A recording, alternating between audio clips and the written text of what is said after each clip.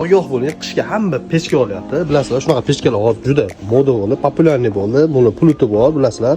Bularning ichida shunaqa spiral bo'ladi. Bu hammasi ventilyator funksiyasi bilan ishlaydi. Agar mobodo bular ham hammasi shunaqa, agar mobodo ventilyator funksiyasi ishlamay qolsa, ichida ham spirali yonib turib, o't chiqib ketib qolishi xavfi bor. Kechqurunda buni yoqib yotib bo'lmaydi. Tavsiyam shu. Lekin bizda bitta mondan bo'ldi o'zimiz uyda. Ventilyator funksiyasi ishlamay qolgan, yonib ketib qolgan. Ogoh bo'ling, alhamdulillah, u uyda emas edi, tashqarida teplisaga qo'ygan edi. Ehtiyot bo'lgan yaxshiroq. Buni ham ba'zida tekshirib beramiz. Ichida ventilyator ishlamay qolganda yonib ketish xavfi bor. Ehtiyot bo'ling. Mana shu pechkalarimiz hammasi biopasli bo'ladi. Xudo kechqurunda bemalol sayib yozsangiz bo'ladi. Biopasli pechkalar mana shular. Bu pechkalar ham yiqilsa o'zi o'chib qoladi. Bular o'chmaydi.